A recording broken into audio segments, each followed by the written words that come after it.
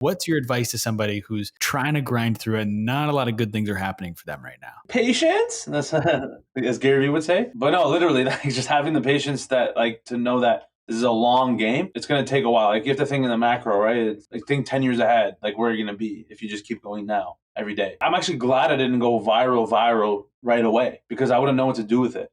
It would be too much to handle like at once at that stage of my career.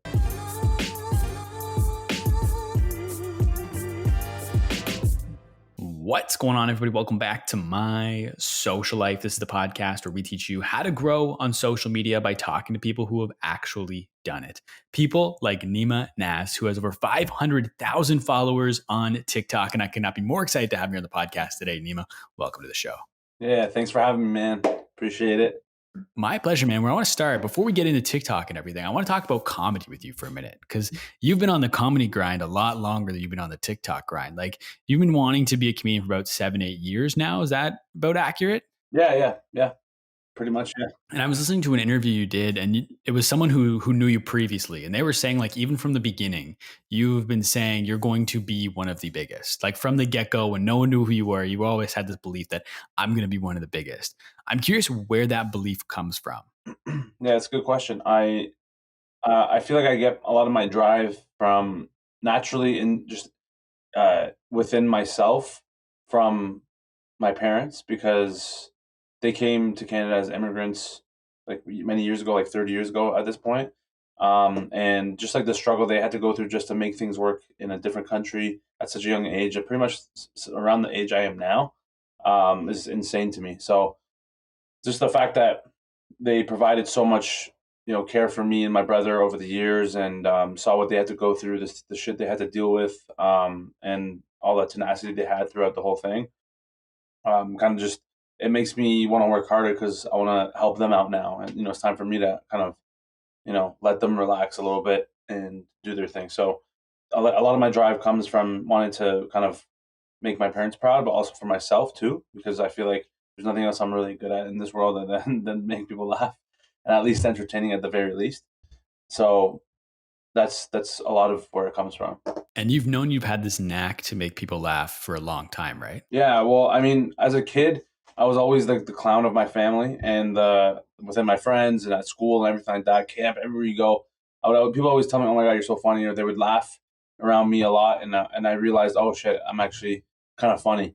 But then, like, I never really thought I could make it a career until obviously about 7.5 years ago. So yeah, it's just always been naturally a part of who I am. And the moment you realized that you could actually do stand-up was when you went to a stand-up show, right? I think it was like a Humber comedy night or something like that. And you realized, like, oh, I'm funnier than these guys. Like, I could do this. I mean, obviously everyone has their own bias about what they think they're capable of. But before I started doing comedy, obviously, like you mentioned, I did go to a comedy show, and I found out that it was a specific comedy show for Humber students that were in the comedy program. And it was a 2-year program. And I was like, what the hell is this? Like, this sounds so cool. And I went home that day and I searched up the courses and the program that they offered. And I was like, wow, this is exactly what I've been looking for my whole life. And I didn't know it until that moment. And it just immediately clicked for me. And I was like, yeah, this is for me for sure. Because I just felt, even though that was my first time around like comedy in my life, it felt the most right. And so how do your parents react? You drop out of school for kinesiology, you're at U of T, you drop out to go do comedy at Humber. Like, what's the family's reaction when you tell them that? Well, I mean, like I said, my parents are immigrants from Iran, so they're used to, fucking having these hard ass engineering jobs, or lawyers or doctors. There's no comedy in Iran. You get fucking your head chopped off. So, in Canada, it's a different world, man. A lot of things are more possible here. So, especially because I was born in Canada, and I'm like pretty Canadianized, I guess. But I'm very in tune with my culture. But at the same time, I feel like me being in tune with my culture also helped me become a comedian, because, I have a lot of different outlooks and perspectives on life. That's not just like from Canada. Like, I have a different background too, right? And I speak my language, my tongue, my native tongue, that my parents speak. So, yeah, when I told them that I wanted to drop out, I already like thought about it like deeply, and I've never thought this deep about anything in my life before. And they saw that, and they felt that when I was telling them. Obviously, they're a little disappointed at first because they're like, "Man, I wish you continued doing kinesiology, getting a degree, whatever." Just like the typical route everyone always fucking takes. That gets them ultimately to not really anywhere. It's just they live a miserable life for the most part, doing these basic, mundane 9 to 5 office jobs, and then they just kind of live to die, which I was not willing to do. I was very rebellious against academics and being under somebody, like working under somebody. So I was like, man, there's got to be something I can just do on my own. And when that moment came for comedy, I just didn't turn back. I didn't look back once. I was like, wow, this is exactly what I was looking for, and this is something that needs to happen, or else I'm fucked, right? Like I'm not doing anything else in my life. This has to happen. I have to make it work, and I have to make it. I have to become one of the best comedians in this world. So they pretty much realized, wow, okay, well, this guy has his mindset. We're not gonna fucking. There's no way we're gonna change his mind now.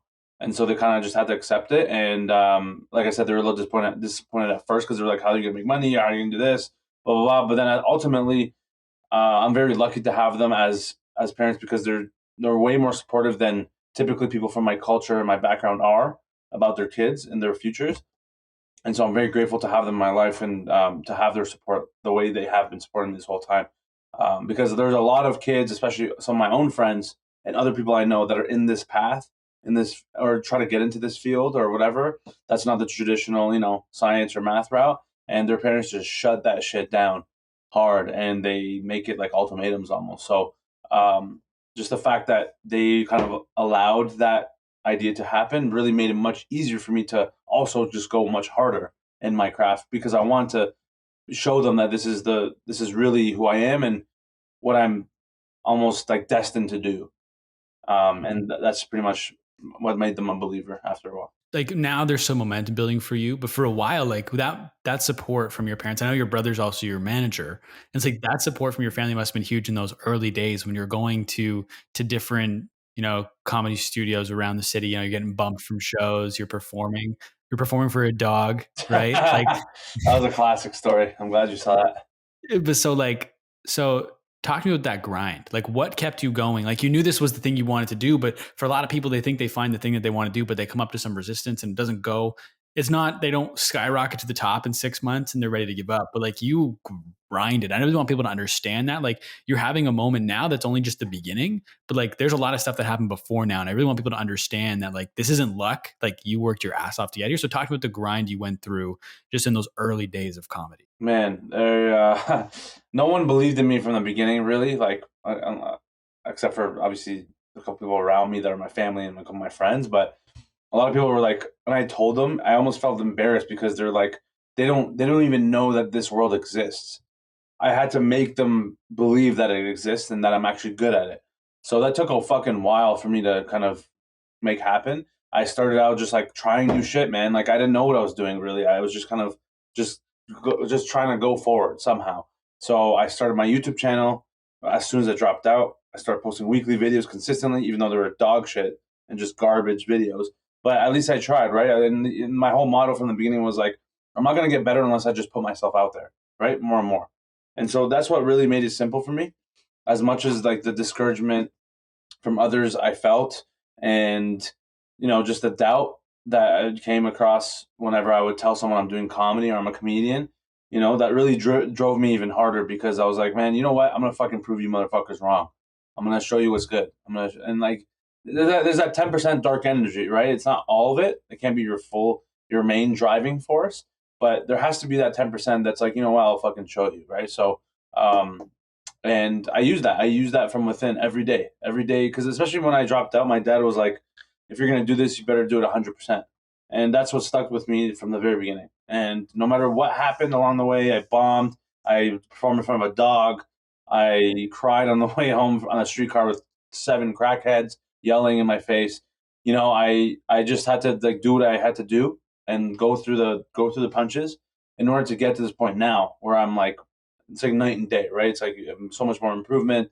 I'm a much better comedian. I'm more of a businessman, and I'm building, I'm expanding. I have a team behind me, right? It's like all this shit wouldn't happen if I didn't just start from with myself first. I had to be the one to start, right? So without me, there's no one else. Um, and that's just the mindset I've had from the beginning. Obviously, it's evolved over time. I've gotten better and better especially with having my brother around as my manager, right? Like, once he started to come into the picture too more, it just like, or we just kind of like skyrocketed even more. So, yeah, it's just a matter of being consistent over those times. That's all that matters, is the consistency more than anything. Absolutely. And a lot of people this they don't like to be consistent because they realize they're not good. But I have a quote here of yours that you says you have to be shit in order to get good. Like a lot of people when they start, their tastes of whatever they're creating isn't matched to their ability. Like I believe you're like I think I've heard you say you're a fan of Russell Peters. So like that's like you he makes you laugh. So like when you start, you obviously you want to be as funny as him, but you realize you're not. And when a lot of people have that realization, they give up. But you kept going, and you know that like it's that consistency just compound. Yeah, and also, like, it's so far fetched me comparing myself to Russell Peters from the beginning. It's like he also had to start somewhere, right? I always keep that in mind. Like Kevin Hart started somewhere, and he was not as good as he is now, for sure. No one is, right? And even those people at that level fucking do bad and bomb and are irrelevant, or it's like no matter what stage you're in your life, people always will doubt you. They'll think you're shit. They don't like you. They'll hate you, right? So that all that stuff kind of like made it easy for me to be like, you know what, fuck everyone. I'm just gonna do my thing and do what I love. That's what matters the most. And then people who really fuck with me will come along for the ride, and if they don't, then that's too bad, man. Like you do your thing, and also I also understand it's just subjective, man. Like not everyone's gonna like my sense of humor. Same way I don't like a lot of people's sense of humor, right? So that made it very easy for me along the way. And when did you bring your brother on as your manager? Because I've heard you say that, like he's almost like the visionary guy, Yeah. almost of your dynamics. Like when did you bring him on? Well, he for the first 4 years of my career, like he wasn't really a part of it. He was just kind of like there as my brother, and sometimes he'd like come to a show or whatever, but like barely really involved with my brand until it was pretty much, yeah, it was the end of January of 2019 when I was working a bunch of shitty part-time jobs and I was still doing stand-up on my own. I was just like pretty much after school, right after the program finished, I was on my own. I was like, I had to just like fend for myself and just figure out my career from there. I didn't really know what I was doing. I thought I had to really like grind it out still, do stand-up open mics here and there all the time, and just like I was just working on my material. I kind of slacked on my content. I was losing myself in terms of my mental health and my personal health at the same time, and all this shit was happening. And then I was wasting time doing these part time jobs, living downtown in a place I can't really afford. And so one day he was like, you know what, bro? Like, because he, at the same time this all was happening, he was at a point in his life where shit came crumbling down. And he was living on his own with like his significant other. And then when that kind of like died down, he moved back home to our parents' house in the suburbs. And that was the moment he's like, you know what, bro? Like, you don't have much money right now. You don't have resources. You need the help. How about you just like quit your jobs, but move back home, and we'll work together, and I'll help you like kind of like boost a little bit, like get your habits more in order and get your shit together better. And that was definitely the fucking pinnacle of that whole dynamic. Like that was the turning point pretty much of like, if without that, like I wouldn't be here pretty much. Because if I rebelled against that and I stayed downtown, I feel like I would have fucked up my career. But having the humility of like accepting that I'm not doing that well after 3 4 years at that point of doing comedy, um I was like, you know what, clearly I feel like he knows better than I do right now in terms of life experience, and he's 6 years older, so I trusted him, and I always trusted him. And he also needed my help, so I was like, you know what, I'll come together, compromise. And that was a day, pretty much that whole time when we moved back home, that's where I really start to make progress, like for real. And I started to pump more content again. And I was getting a little traction. I was gaining a following. So yeah, that was pretty much the beginning. And you mentioned that he kind of helped you with like putting good habits in place. What were some of those habits? Because I feel like for creative people, they often feel like when inspiration strikes, I'll do my creating. But like we talk about with consistency, how important that is. In order to be consistent, you need good habits. Like what are some of those habits you worked on with your brother that helped you get kind of on track and become more consistent?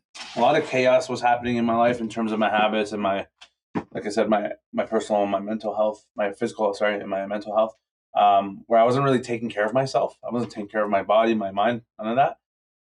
And my whole days were just like chaotic. It was like there was no plan, there was no right. I didn't write anything down. I didn't have any structure, and like my whole life, I've been living a life of very low discipline. I was kind of like allowed to just do whatever I wanted to. as the younger sibling, obviously you get more leeway. He was much more disciplined, and it was a lot more structured growing up for him. But for me, it carried on into my mid 20s, where I was like, now I'm kind of lost, right? Because I was a baby my whole life. Um, and I don't really blame my parents because they don't know any better, but that is the reason why. And like as a kid, right, you're a sponge, right? You're observational learning through your parents and your surroundings. And I would think that it's okay to just like relax and stay up till fucking 5 in the morning, and no one tells me anything. Wake up at 2 p.m. No one says, right. So I didn't really care. I was like, fuck it. I was so rebellious. It was too far, right? So my brother was the one who kind of like helped me bring it back down and brought me back to earth. And I was like, you know what? If you want to make it in this industry, if you want to make it in this world, you want to be the best, you cannot go on like this anymore, right? So he helped me with my morning routines or night routines, my sleep habits, writing things down. In the mornings, not looking at my phone for the first like hour at least in the mornings. Putting time limits on my apps so I don't fucking I'm like obsessed and addicted to my phone as well, right? Like all the I'm driven by notifications at this point, right? Because like now I'm finally starting to get a little attention. Girls are trying to like, be interested in me, and I've never had that attention before from girls or people in general. And like it's nice, right? I'm not gonna lie, it feels good, right? But it comes at a cost, right? It's like because it got too out of hand at some point, and I was just like lost, and I was like, man, I've completely lost the purpose of what I'm doing here. So his job was pretty much the visionary of like realizing, okay, this is what you need to do in order to get here, and that's where I started, just little by little, every day. Start by making your bed in the morning, right? It's like I wasn't even doing that, and I started to do that, made it a habit. Now I'm at a point where I haven't missed a day in like years because of that moment, right? So there's small things like that kind of that add up over time, and without my brother being there to kind of guide me, I would be fucked pretty much. And was that around the same time that you moved back? Was that around the time you got on TikTok? Yeah, pretty much. Exactly. Yeah, like literally that same week I got on TikTok, and I was doing YouTube still. Like I was doing YouTube like I mentioned from 2014. I was still pumping shit out, but not very good stuff, and I was kind of like lackadaisical, right? But yeah, when I moved back home is when I started to post TikTok content, and then Instagram a few weeks after, and then like all of a sudden they start to pick up and like shit start to kind of go off. There's like a trickle effect. One page picked up my video, posted it, tagged me, got up like 100 new followers. Like whoa, 100 new followers is crazy. At the time, I was only at like 1,200 on Instagram, and then like another video went like 600,000 in a week, and I gained like thousands of followers. I'm like, what the fuck does this say? And then so it was a huge momentum. I was riding this big wave, yeah, and it helped me a lot. How did you, so riding that wave, talk to me about that, because a lot of people, they have that moment where one of their videos pops off and they get a lot of views, they get an influx of followers, but they're not able to ride that wave. They can't follow up a viral video and kind of capitalize on that new attention. So how did you do that? Well, because of all the shit I put out in those previous years, where I would get no views, no likes, no engagement, I was used to like not getting much engagement, but like I kept on going. And so now, like when I start to get a little traction, I was ready for that when that time came, because I already have this whole catalog of videos ready to go. Right, like I've been doing this. I'm just kind of like I'm continuing. All I'm doing is just continuing doing the same thing, and it's like nothing changed for me. I was just actually more I was more motivated, because I was like, oh wow, people actually like this stuff. So now I know what more stuff to kind of like go towards, and like micro content, maybe not as long videos, right? I was learning as I went, even up until this day. So that's just the more, like I said before, the main key here is just the consistency. That's what helps you get to that point where if something does go viral, you're like, okay, you know what to do with that, right? It's like rather than people who post one video get 3 million views and now they're like, what the fuck do I do now, right? I already had hundreds of videos, so I was like, I know what I'm doing, and I just kind of kept going. Even though you had that, you were ready for it. You'd been consistent with it. You knew what was coming. Once it finally arrived, though, was there pressure? Like, you're so used to getting a few hundred views, a few thousand views, and now you're getting hundreds of thousands of views. Is there a pressure now when you're posting? A little bit, but like I was more so just excited because I was like, now I actually have a fucking audience that watches my shit. So now I have something more to work towards. Now it's another level of kind of pressure in a way that's like I want to make people proud. I want to make them feel like they're following for a reason. and so it drove me even more to do even more variety and more consistent and more quantity, because I just wanted to provide as much like free content and value as possible from the jump. And that's what my brother told me too. He's like, just post everything right now. Just post everything you know, everything you think is funny. Just keep it going. Don't worry about the metrics, none of that. And I still have that in mind in place now. So that's what keeps me grounded. And what was that first video that took off for you? It was a series of videos I was doing on TikTok that was like me in my bathroom doing like, this is my voice one day in Toronto. This is my voice 3 weeks in Toronto, and like, this is my one voice one day as a hockey player. Blah blah blah. And then at the end, it's like I'm full on that person, that character, from those suburbs or those like areas of like uh, you know characteristics. And yeah, I just kind of like unintentionally those actually created my characters in a way, and that people love and that people loved, right? So I just kept on going, literally like one by one, and start to hit all of them, start to hit, and I was like, okay, what can I do next? That's funny. One day as a basic bitch, one day as a Russian guy, one day, and all the accents that I think I'm very strong at doing, that my whole life I've been doing in front of my family, my friends. Now I can put it online and people love it, right? Because I'm like, obviously, there's many other people out there in this world who also love this type of humor. So I kind of I dove deep and I doubled down on all those. And yeah, that was pretty much the introduction to NeemaNaz and the capabilities I had. So yeah, it was good. And now that you say that, that's definitely the first video of yours I can remember seeing. Oh Is really? like your is that series in the mirror? Like I can remember watching. I don't remember exactly which one was the first one I saw. That's definitely the ones that's how I found you, is through that content. That's dope, man. Yeah, that's my point, man. Like this wouldn't even happen if I didn't start doing this shit 7 years ago, right? And like who would have thought? Who would have thought, right? Yeah, that's just it. And so how many characters do you have now that you post kind of on a regular basis? So I've counted, and it's roughly around like 15. And like, how do you like, so with those 15, it's like a diverse group of characters. You know what I Yeah. mean? It's not like they're very different, but I think that probably benefits you because there's something for everybody on your account, right? Yeah. Like I worked in hockey for a few years, and like your Cartsy is like Crazy. like, it's just like, I know Cartsy in real life. You know what Yeah, I yeah. mean? Like I've seen so it's like, how do you like with 15 different impersonations, all very different, like how are you able to do that? Like, is it like, how are you able to like pick up on those things that make one of your characters like make them feel real? It's based off experience in my own life. I grew up around all these different types of characters you see. I've worked with them. I've went to school with them. I've done sports with them, right? And me as a person. I'm very particular in how I see things in the world. Like my mind is very observant to the very minor details in people.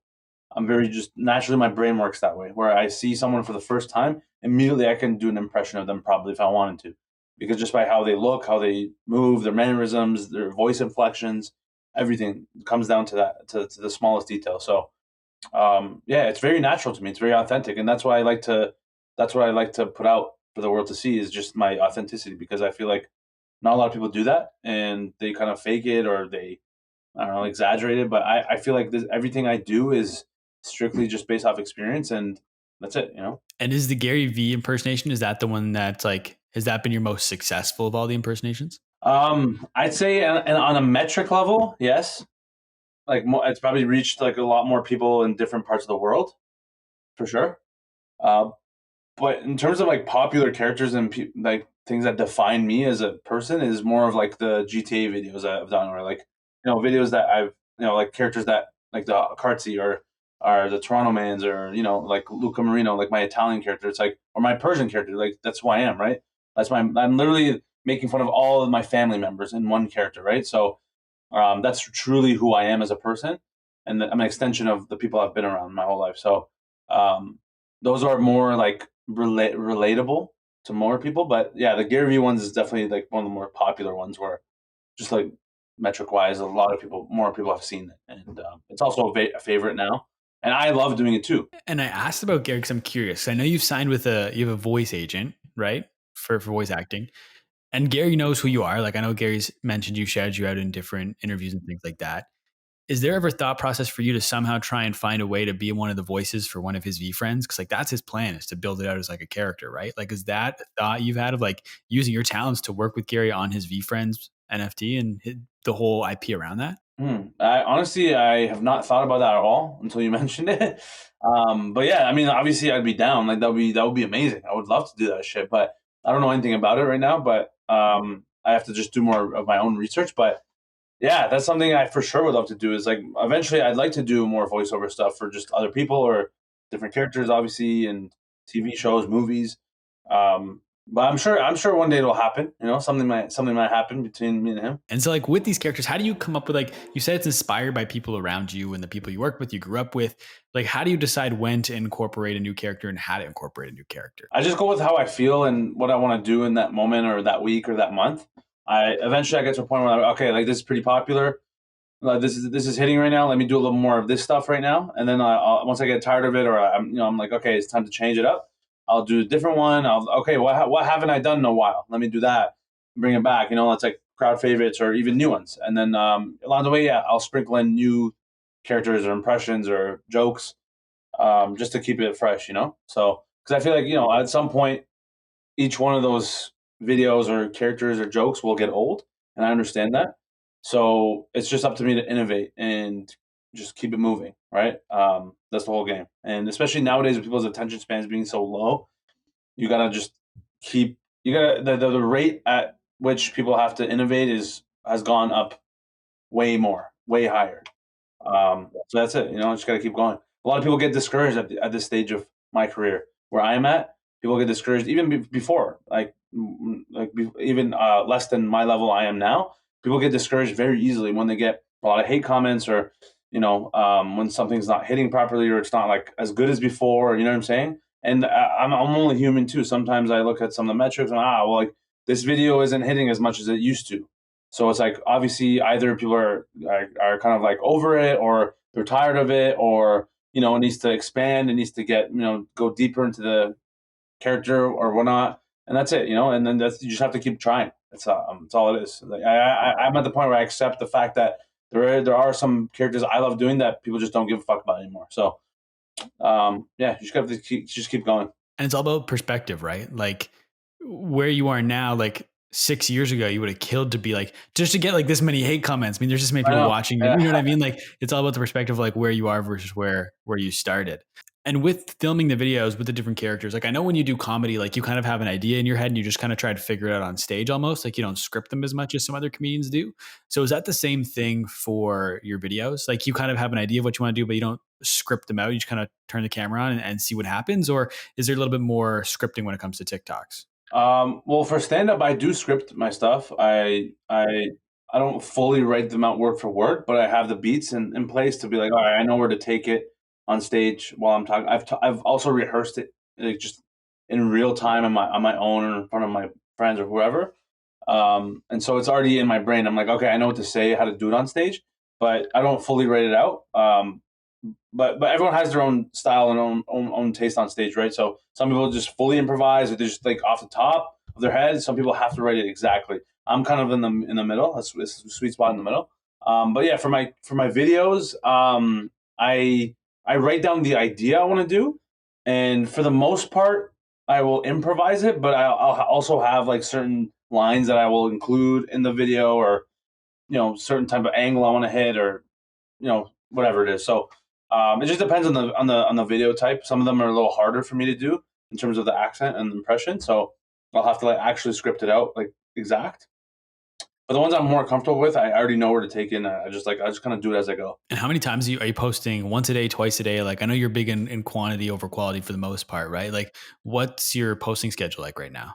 2 a day at least. Yeah, for the past like almost a year now. Yeah.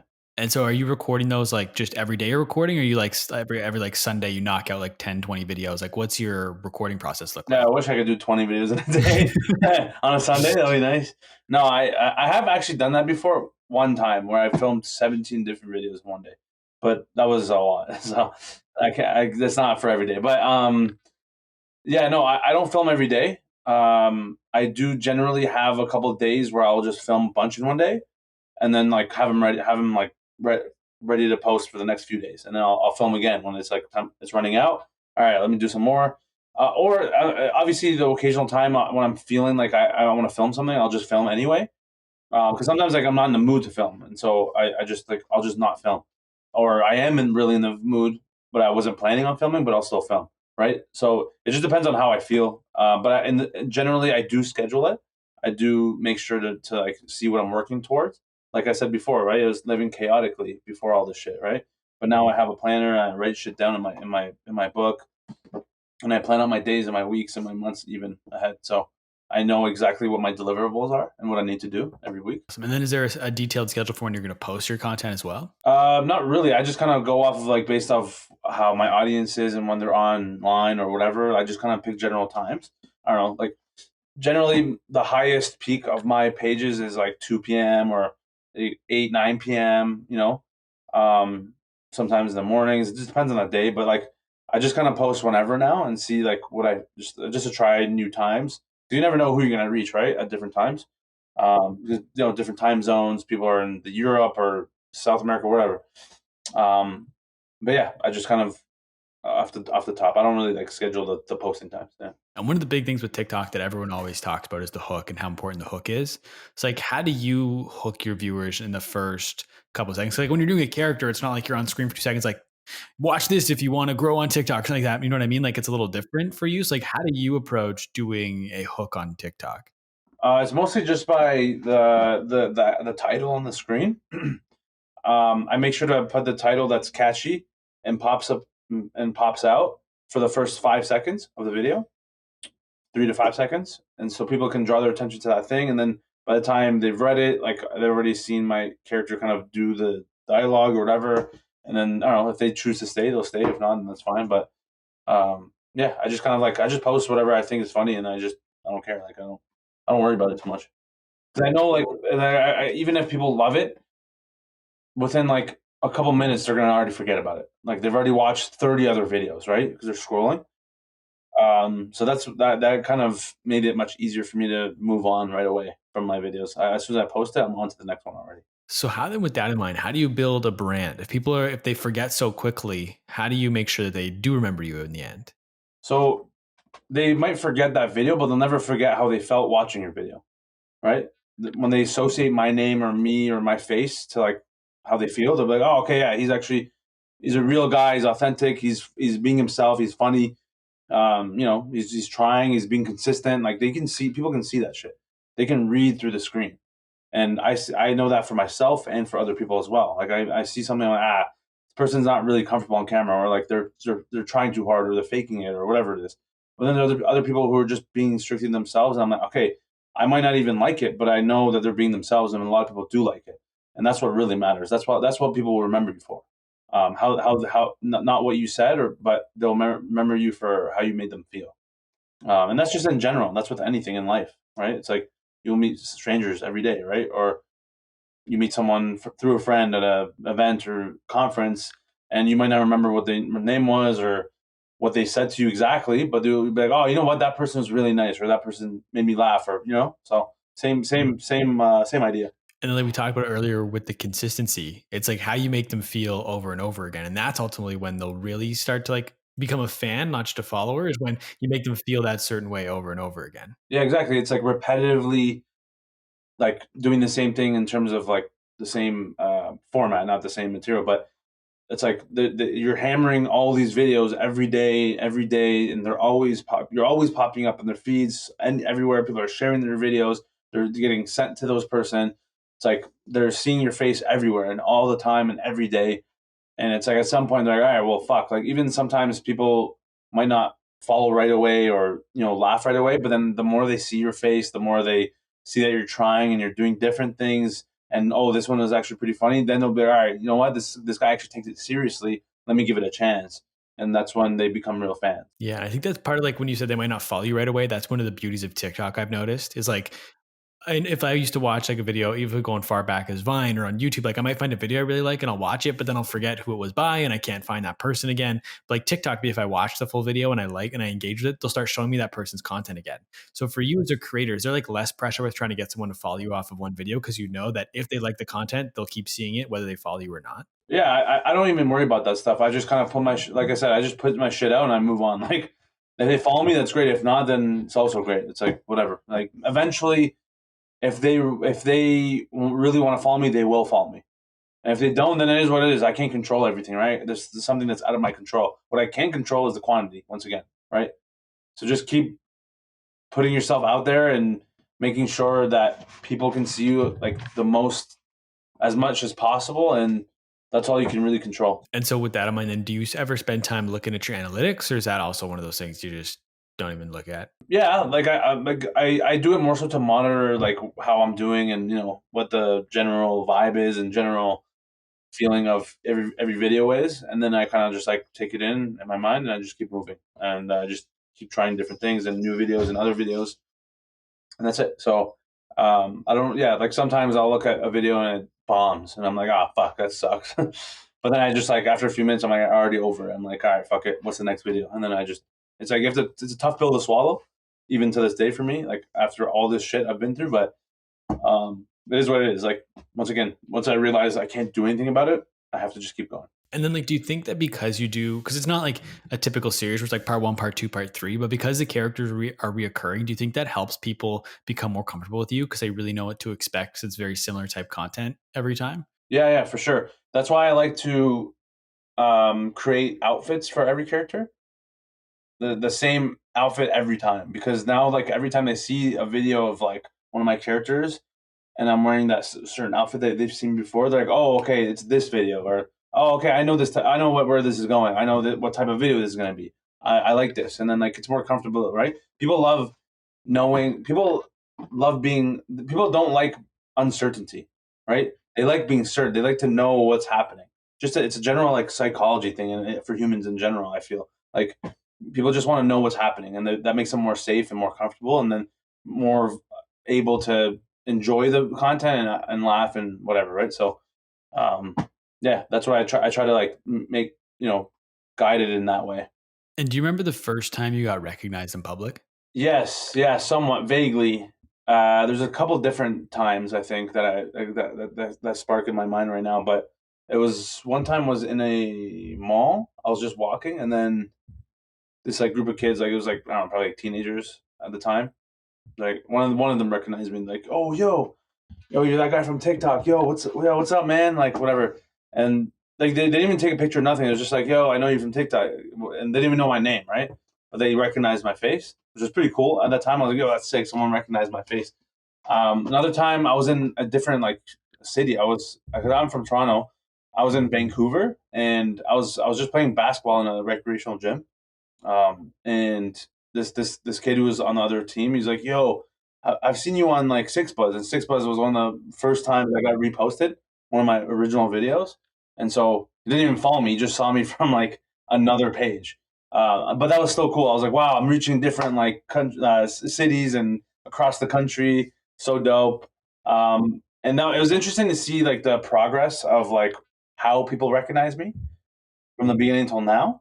Because at the beginning, people just say, "Yo, you're that guy. I've seen you somewhere. Like where have I seen you?" Or like they don't really know. And then it got to like, "Oh, you're that guy from TikTok. You're the guy from TikTok." And then it goes to, "Yo, NeemaNaz or NeemaNaz," or they always fuck up my name, but because no one knows how to pronounce my name apparently. But and then eventually it gets to the point where they start taking Snapchats, and then like now I'm at a point where people take legit pictures and like it's a photo shoot, right? So it's pretty cool to see the progression of like how it's gone. And I'm very humble. I'm very, very grateful for that, for just like the fact that people want to take pictures of me. That's like super cool. So do you get recognized often now, especially in Toronto with like, because you have those Toronto characters, so obviously it gets sent around in Toronto a lot, like Six Buzz is reposting you. So like, do you get recognized pretty often now at home? Yeah, like definitely in Toronto a lot. Um, Everywhere I go, pretty much, there's at least a few people who come up to me, yell at me on the across the street in their cars. Like people take pictures, photos, videos, like everything. Yeah, it's really nice. It's very interesting, honestly. It's a very unique thing that not a lot of people go through. So with that in mind, and now when it comes to like doing stand up, Is there, okay, we talked about pressure with when you blew up on TikTok for the first time, but is there a different pressure now when you're doing stand up because people know you? And so is it like, is it weird now where like you could just got to be the comedian that come in that no one knew, but you're going to make them laugh. But now it's like you've made them laugh before. And so they're expecting a lot. So is there like more pressure now when you go to do a stand up show because people know who you are? Yes and no. No, because they're coming to support me because they just like me, right? Because they just like the brand. They like what I'm doing because I've made them laugh before. They just want to support like a local talent or whatever.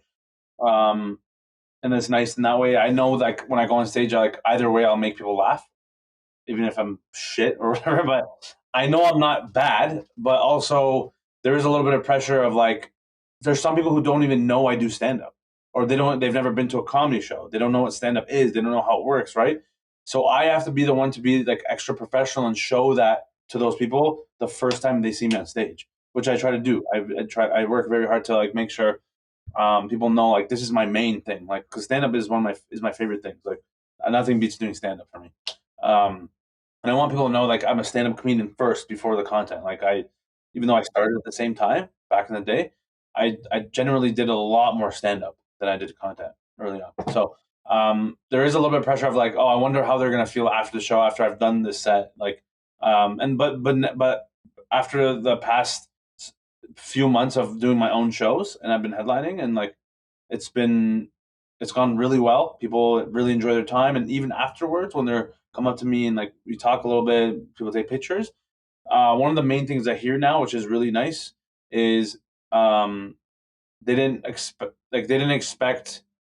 know what to expect from me, but I blew their expectations like beyond what they thought it was going to be, and that's what really is very reassuring to me. Not that I needed it, but I just like it's nice to hear from people who already know me that they didn't think I was going to be as good or that much better on stage than I am on camera. So yeah, it's really good to know and to hear. Yeah, that's awesome. And you're right though, like as you're talking, I'm thinking like it is a different thing when someone like starts making content and that's funny and then they think they can do stand up versus someone that starts with stand up and does comedy to promote. It's like two very different things. So I understand why you want that distinction to be Well, clear. and also a lot of people think I'm just a content creator, like I'm just some guy in my basement doing funny videos. I'm like, this is a whole. You have it completely wrong. Like, I've been grinding from the beginning, trying to make this a whole career. I'm trying to be one of the greatest comedians in this world.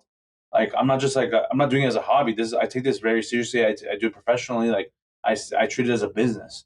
And I also am a stand-up comedian. Like, I'm not just some guy like doing like random impressions on camera. I am from that like just from if you zoom out and you look at it from like the top level, but there's way more to it. It's way deeper than that. And I want people to more and more people to know that and understand that going forward with the more stand up I'm doing and I'm posting more stand up clips and so people know like oh shit this guy's a real deal. That's awesome. I was going to ask like, how do you make sure people know that? Is it just pretty much through just sharing it more, like more volume? That's it. That's all it is. Is just like posting more content. Like at the end of the day, it's just more content, but like in different ways, right? It's like before I wasn't doing as much. Well, especially because of the pandemic, I didn't do any stand up. Like it's really shitty. I was at a point where I was doing a like mini tour in the States before the pandemic hit. With I was opening for another comedian, and then the pandemic hit, and I couldn't do stand up for like 3 years or 2 years.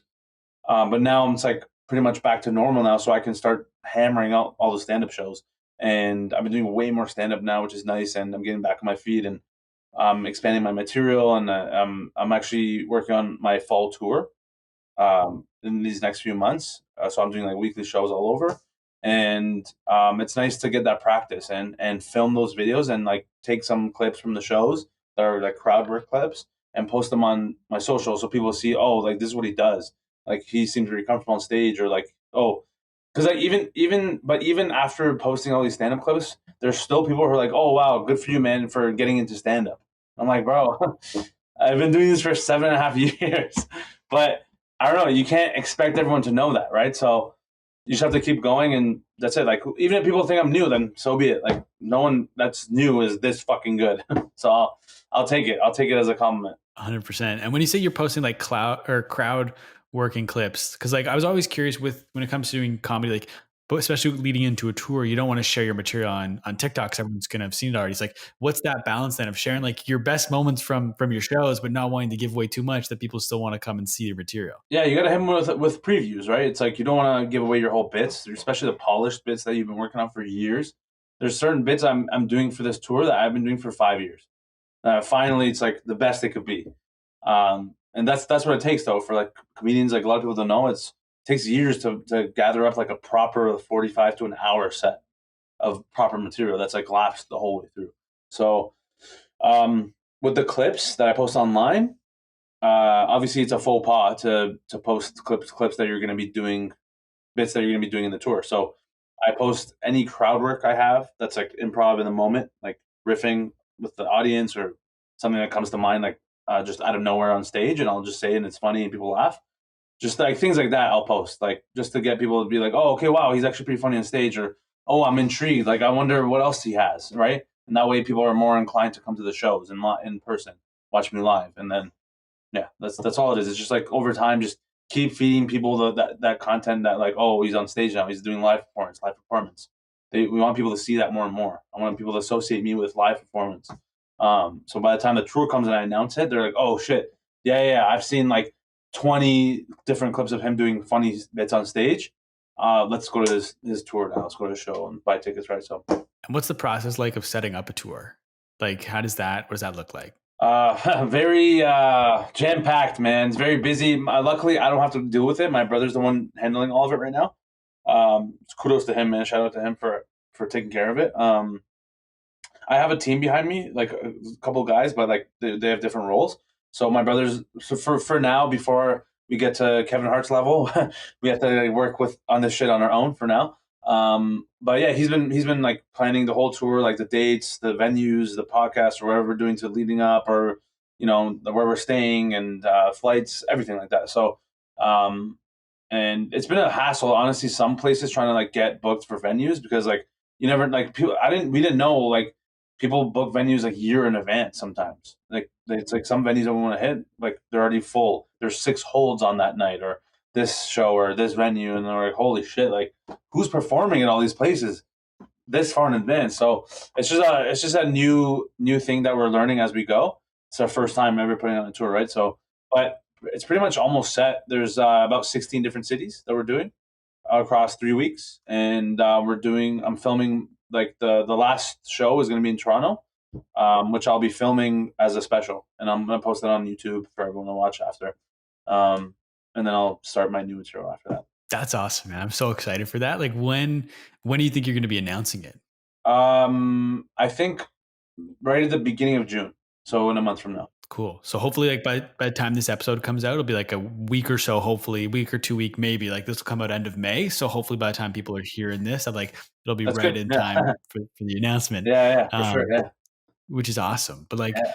I'm curious, like, what your advice would be to somebody who's listening to this right now that's not getting a ton of views. Like, as somebody who's been there in that position where they weren't getting a ton of views and they kept grinding through it to where you are now, you're getting tons of views, you're working on a tour, like a lot of good things are happening for you. Like, what's your advice to somebody who's trying to grind through it and not a lot of good things are happening for them right now?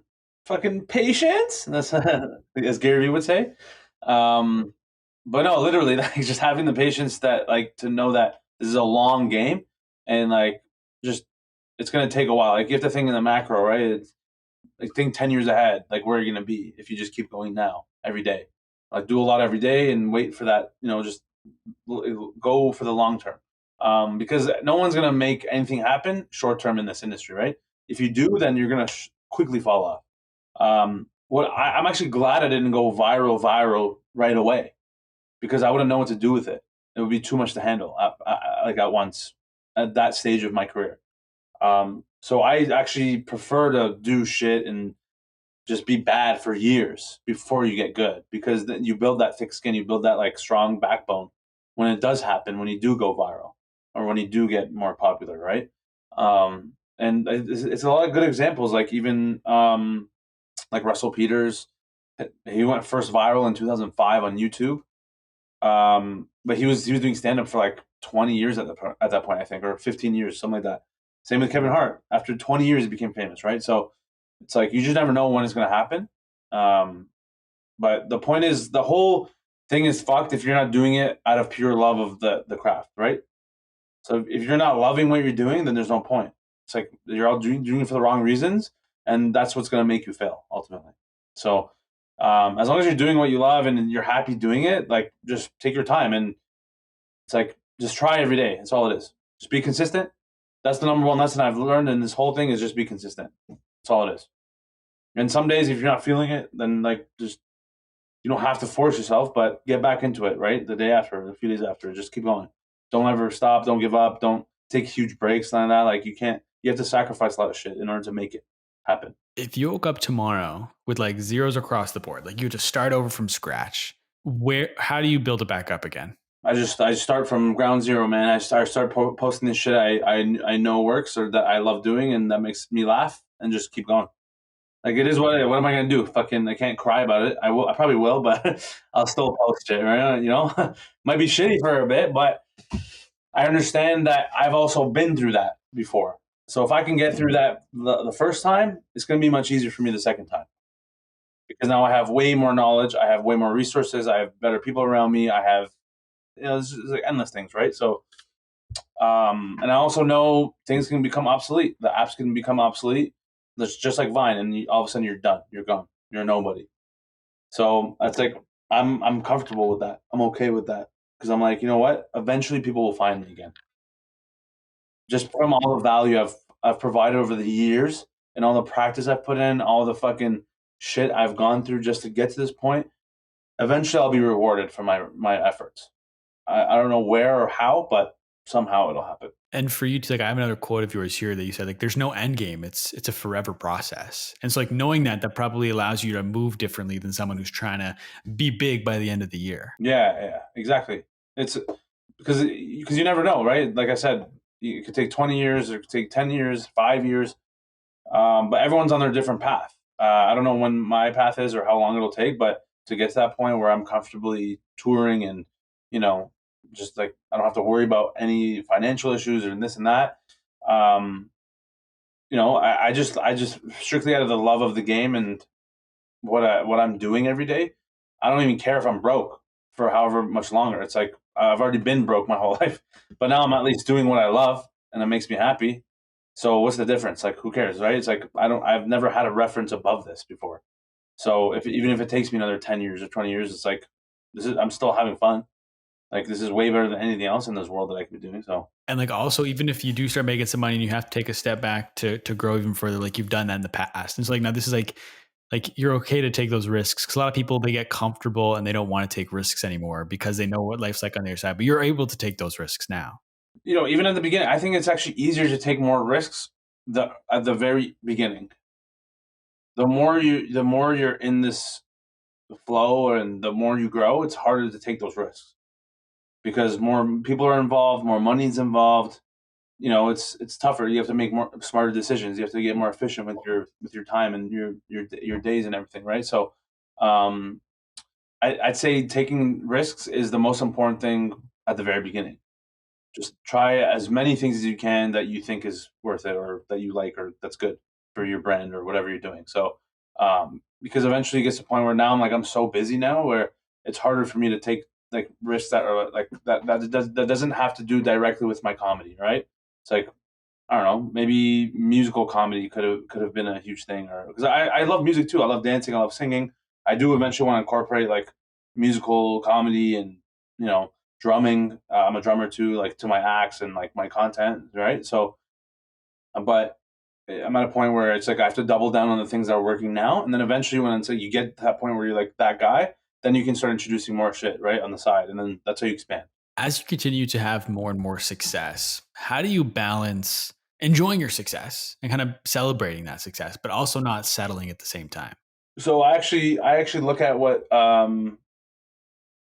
it's an example about Drake, where obviously he's like the most famous, probably one of the most successful artists in this world at this point, at least for the longest period of time. No one's been as successful as him for such a long period of time in this world.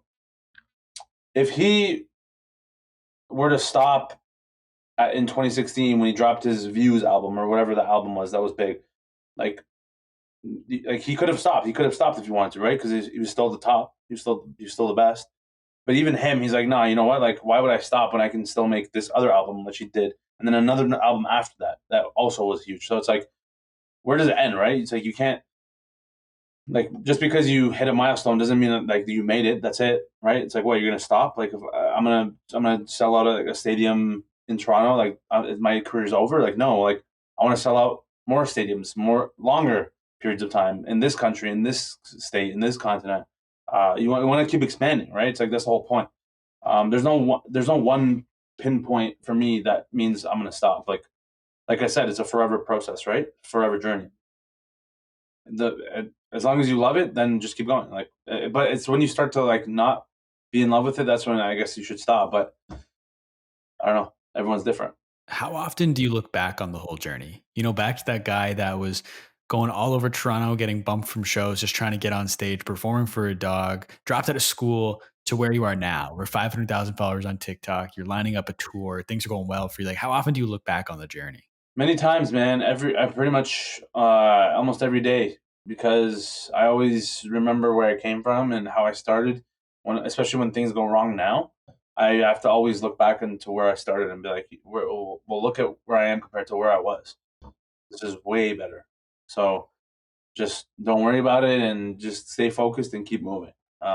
So it's a nice reminder when I need it, you know, um, because no one else knows that experience but me. So as long as I keep remembering what I had to do just to get to this point, I'll be fine. For my last question, I like to flip the script a little bit. So instead of me asking the question, it's you asking the question, but it's not to me. Pretend you have a crystal ball. You can ask this crystal ball any question, you'll get the 100% honest answer. What is one question you want to know the answer to? It's a good question. Fuck, putting me on the spot, eh? I leave the hardest one for the last. There's so many questions I have. I'd probably ask, how many stadiums am I going to be selling out? How many stadiums will I be selling out in my career? Yeah, because I know it's going to happen. It has to happen. Otherwise, this whole thing's a scam. This whole career is a scam. I fucked up. No, man, I know it's going to happen. It's just a matter of time. Matter of time. That's all it is. Starts with a fucking dog, and then a small room, and then a dungeon, and a basement, and then a regular floor, and then a actual stage, and then a room, and then a club, and then a theater, and then arena, and then, you know, it has to keep progressing. Like this, you have to keep trying and putting yourself out there. That's all it is, man. Just keep trying. Just keep trying and stay consistent. That's it, man. So I feel like a broken record and it's repetitive, but it's the truth. Man, I appreciate you. I'm excited. I'm excited to look back on this interview when you're selling out stadiums. Fuck And I'm gonna yeah. be like, hey, look at this interview here. You know, especially that clip right there where you're just talking about from like to the dog to the stadium, like that clip when you sell out a stadium, man. I'm gonna be dropping that 100%. Yes. But Tag me for sure. Will do, man. But I want to thank you so much for taking time to come on the podcast. Love to give you the floor. Where can the people find you? I know we've talked about it throughout, but like plug anything and everything you got right now. Yeah, well, first of all, I appreciate you having me on. I always love having chats about all this shit. Yeah, I'm all over social media. If people don't know, NeemaNaz, NEEMA, NEEMANAZ, on TikTok, Instagram, YouTube. I have a weekly YouTube show I do. It's called A Stupid News Network. It's pretty much a fake news show compiled of all my characters into one episode every week, doing different segments. It's really, really fun, high quality production. And it's a hybrid between like a late night show, and a news show. So it's really, really, really fun.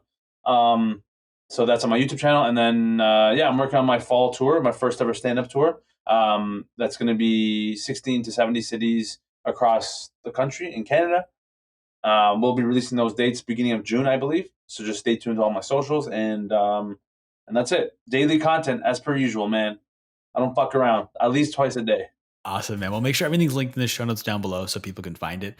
And I want to thank you once again for taking time to come on the podcast. And I want to thank everybody for listening, whether you've listened the entire way through or you only listen to bits and pieces. I really appreciate you for taking time to check this out. Do me a big favor, go and follow NEEMA. Like I said, I'll make sure everything's linked in the show notes down below so you can find it. If you'd like to follow me, you can find me everywhere on social media at the Jacob Kelly. Feel free to come and say hello. My DMs are always open. As always, today's podcast is powered by Surf. Thank you once again for listening. We'll talk soon.